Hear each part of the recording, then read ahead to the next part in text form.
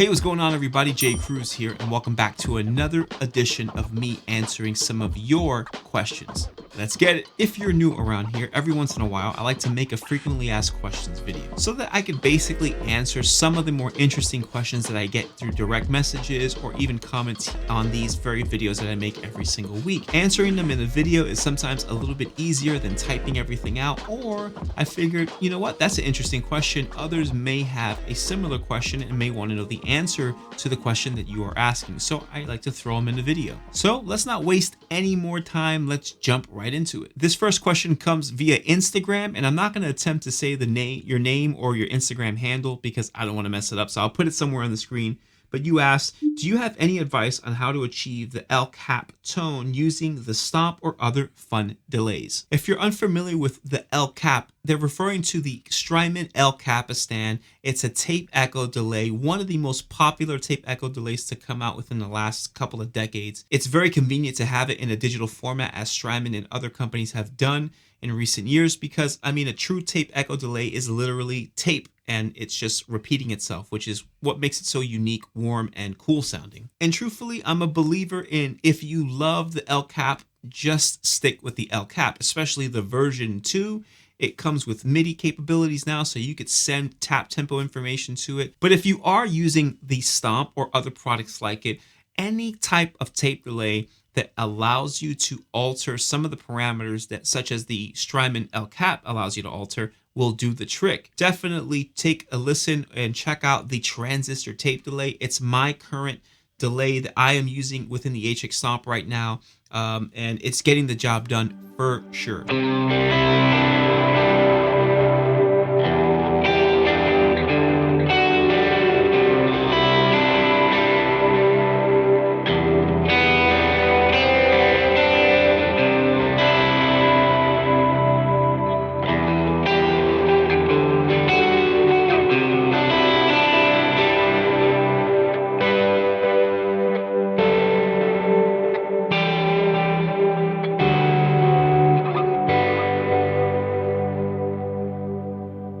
This next comment/question came from David Hendricks on YouTube. They left me a very, very awesome comment in one of my videos, the one where I kind of explained my unexpected brief hiatus here on YouTube. And they were just so kind, and I want to thank David for the encouraging words. It really, really touched me. Thank you so much. But you did ask one question in there, so I won't read the whole thing, but I'll read your question.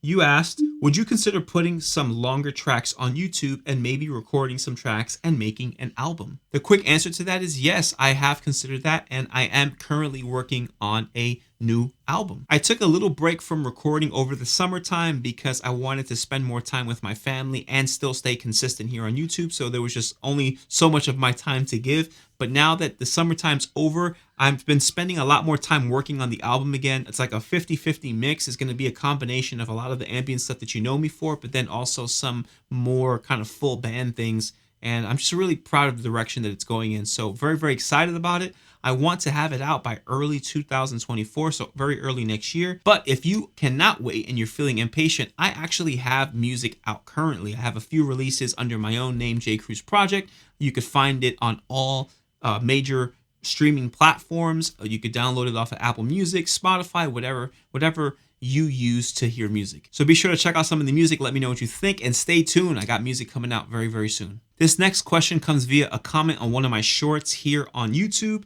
It comes from Ethan. Ethan asks, how do you get your delay so clear with that much reverb? It's a really great question, and it's a question that I have answered quite a bit, but I think it's worth repeating over and over because it's a really good rule that I have followed over the years. Essentially, I am a huge believer in low mix and slightly higher feedback or decay depending on what your particular pedal uses. That will essentially allow you to create a bed of ambience without it getting too muddy and in the way. Most importantly, I actually want the guitar to be the first thing you hear, the tone of the guitar, because I really work hard on my overall tone, and I want the tonality of the guitar to be present in whatever I'm playing. So it's important that my effects don't get in the way of that.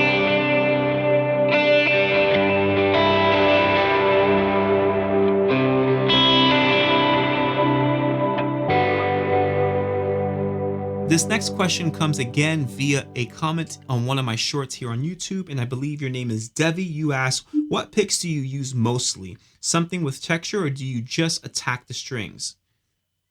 Good question. First and foremost, let me explain the picks that I use, because believe it or not, these are the only picks that I've ever used that I truly could hear a tonal difference, and it also made me play different. It made me play with a little more clarity, and I felt like I was playing so much cleaner.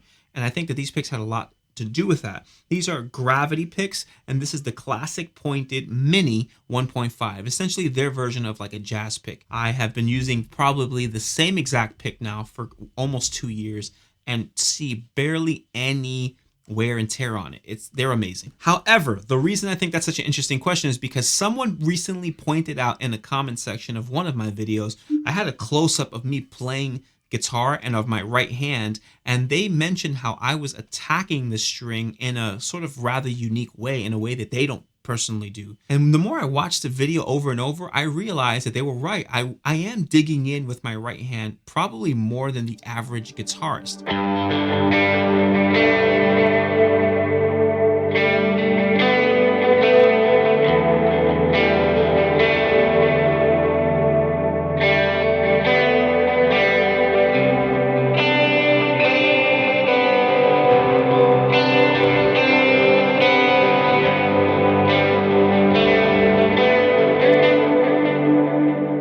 This next question comes from a comment again on one of my videos here. It comes from Bossman. He wrote, J. Cruz, what kind of delay settings do you recommend for guitar solos? Here's the deal. I am a worship musician, an ambient type of guitarist. And so for me, a lot of my everyday tones are pretty ambient and they're very wet and effect driven. So I don't really change that when I take solos. Now, it does depend on the type of music that I'm playing. So if I'm playing worship style solos, then yeah, my delays and reverb stay exactly the same. I just add more gain.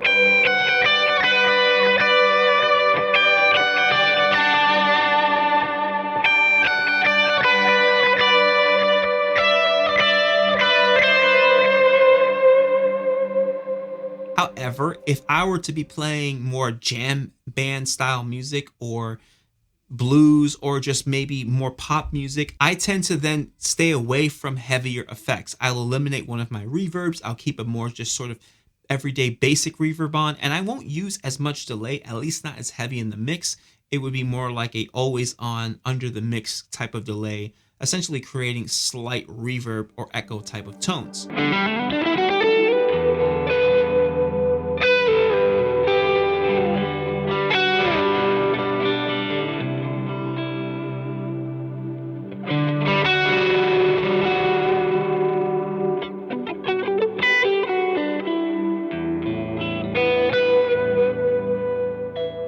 Last question was on my last frequently asked questions video, actually, and it was from Justin Zach, I believe your name is.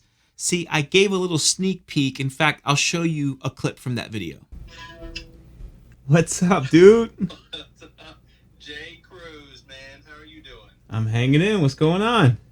Oh, not much. Hey, I have a proposition for you. Uh-oh. And in the comment section, you asked, was that Jimmy? Now, at the time, I couldn't really answer that because we weren't ready to reveal who it was. I just wanted it to be like a little bit of a sneak peek. But yes, I could now confidently say that was indeed my good friend Jimmy Cooper of Hey Worship Leader. He just released our first collaborative video, hopefully first of many, over on his channel. So I'll link the video somewhere up here. I think we created an amazing preset that you could download using his expansion pack. So I want to give him a quick shout out.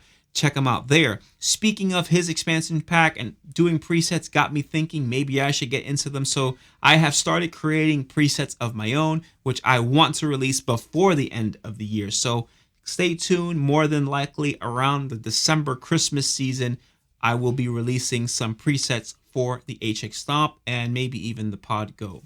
Thank you so much for watching the video. Be sure to check out all of these videos on the side of me, as the more you watch my content, the more the YouTube will recommend my content. So check it out. Let me know what you think. Also, be sure to subscribe if you haven't done so. Thanks again, and I'll see you next week.